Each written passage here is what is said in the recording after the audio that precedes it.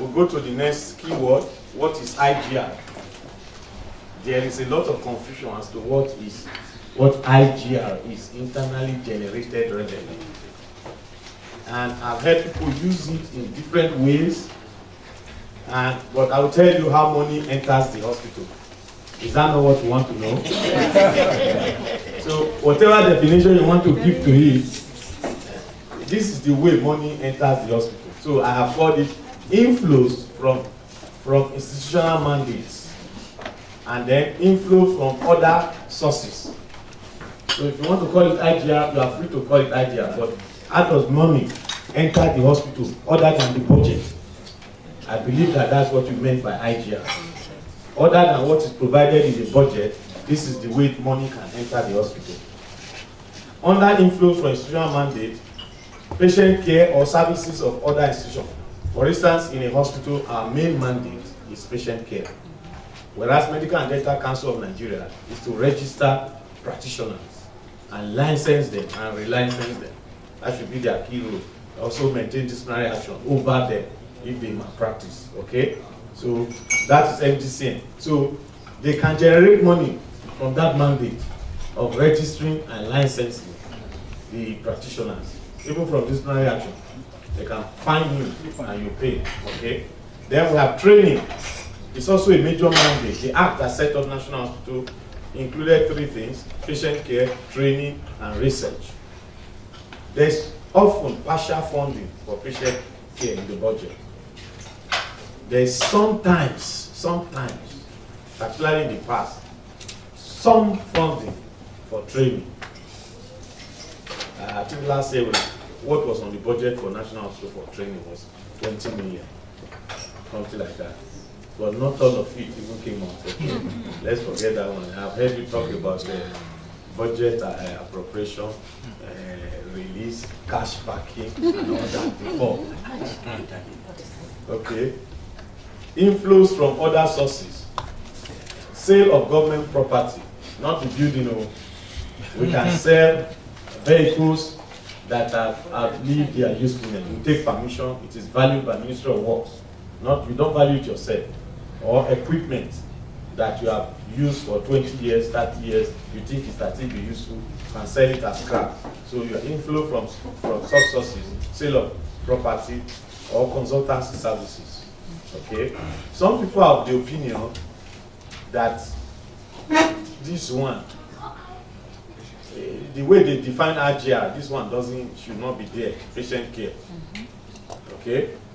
That what you get from patient care in a socially just environment, do you understand? You shouldn't be returning money to government on it. That's some people's view. I know that you're a social justice group, so I don't want to share with you that. That's why I say it's controversial. What is IGR?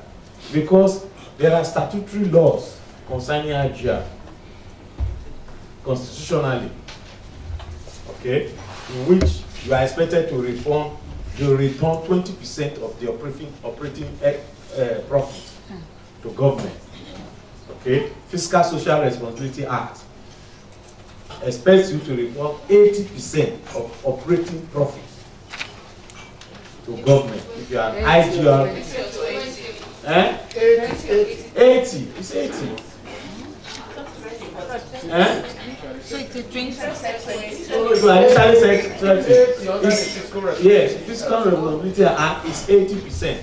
You are supposed to return to government. I will come to all that later. But this is the inflow which you can call IGR. Okay? What are the extant practices? That's the next keyword on our topic. We have inflow from institutional mandates. I will stick to hospitals, patient care. What are the inflows under which heading or revenue collection? We operate clinical services under revolving funds. Revolving fund scheme. There is no budget for drugs, for instance. No budget for medical consumables. No budget for laboratory reagents or theater consumables or labor ward consumables. There is no budget for ICU consumables. So I have never met, I've been CMD for 3 years, not 1 naira has ever been provided and said, this is for drugs. No. So patients pay. So when we say it's revolving fund, the idea is that government should provide seed money, okay, that will now revolve. But there's no seed money. Maybe some hospital got it when it first started. I don't know. There's no seed money. So what do? We sign MOU with Glaxo, with Pfizer, with drug manufacturers, or we procure directly on following due process. And they bring the drugs, we tell them that we will sell the drugs and pay you. On credit. Okay? So taking the drugs on credit. Legally speaking, under the financial regulation of public service, you are supposed to pay within 30, maximum 60 days of procuring anything. But under this scheme, it is not possible. Because when you buy consumables, you are not likely to finish them within 60 months and then pay for them. 60 days and pay for them. So you see there is a problem there. The extant practice is such that there are lacunas and you find yourself breaching the law. You know, that you are operating under financial regulation of public service. You are breaching it because you can't pay. So, and then we mark up. I don't know whether to call it profit.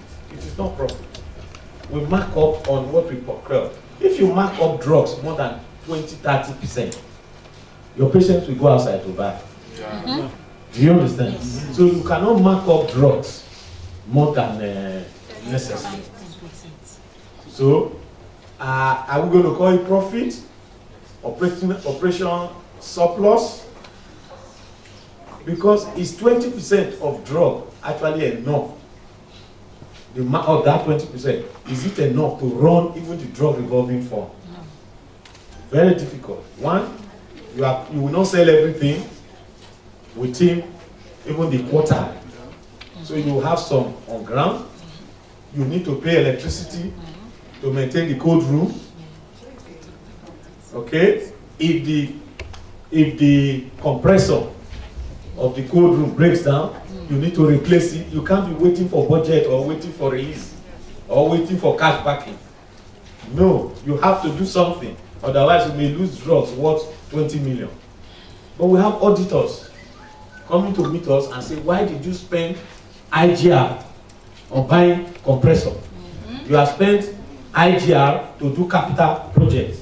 This is a violation of the financial regulation. And they give you a query. Do you understand? These are things we go through, practical things. Those of us in the field, we are constantly being harassed. You have people from Auditor General, Accountant General, Ministry of Health, National Assembly, sending auditors to check how you using your IGR. So when they see you spend the money from drug on something that is not exactly drug, they pretend that they don't know what's happening. Because I want to believe they are pretending. Yes, of course they are. Just to give you the pressure. So, what of maintenance of the infrastructure? What of underfunding gaps? What of the indigent patient? My colleague, CMD call it unknown. Sometimes, you understand? Patient has an accident, he comes in on first name unknown, second name unknown. You register as unknown. Then it turns out to be indigent after he becomes known. When he wakes up in ICU 1 month after he has been unconscious, you say, me, I dey sell am for Guru. Is that the only work you are doing? Say, yeah. Your bill is 1.8 million. You say, no, me, now bend down and they do, and they go to room, they do bend down. The other one say, I'm Okada rider. Chineke, where do you want me to get this thing now? Do you understand? And the bill is 1.8 million, talking real. What was on my table last week. And you have to write it off. So, what that markup is wiped out. So, it's a problem for me to really say this is an IGR. This is just borrowing drug to sell drugs. to keep people who are sick alive. You know, you sell it to them. But do you know that from this IGR, from this drug revolving fund, government is making money? Yes. How? Very good. Pfizer pays tax, isn't it? So when I pay Pfizer, in fact, we have to deduct one form of tax from it. Okay? Every payment, including that compressor we bought, in fact, from the compressor, we will pay both VAT and withholding tax. And how did we get the money to pay for that compressor, for that borrow? From the patient's fee that bought the drug. So for you to say hospitals are not, they are misusing IGR, actually if I count how much I remitted through tax in 1 year, it's over 100 million. Yes. Through tax. Apart from the fact that we are also made to pay 25% of bed fee consultation, because you say you are not revolving the bed and government bought the bed. So you must pay 25% of it. Now you remember that it's supposed to be 80%. So then the National Assembly will say no, even that 25%, it's only August we allow the people to be paying 25%. It's not legal. It's supposed to be 80%. When you go to National Assembly to defend, that's what happens. So can you generate money from training? Of course, yes. You can organize seminars, workshops, invite people from other hospitals and other people who want to learn, and you generate money from there. For research, we have never had research on the subhead for National Hospital budget. I don't know about other hospitals. It has never entered the budget. But yet, it's one of the 3 mandates of the hospital. I will tell you what we are doing about that from non-budget resources. Inflows from other sources, sale of property, vehicle. This one you are supposed to pay 100% to Consolidated Revenue Fund. Okay? Consultancy, you are supposed to, if you declare profit, also pay 80% of this profit. So these are the practices we currently are facing. What are the prospects? What are the prospects? From that patient care, we think that clinical services revolving funds, that maybe some seed money should be given to re-energize all the revolving funds. Yeah, so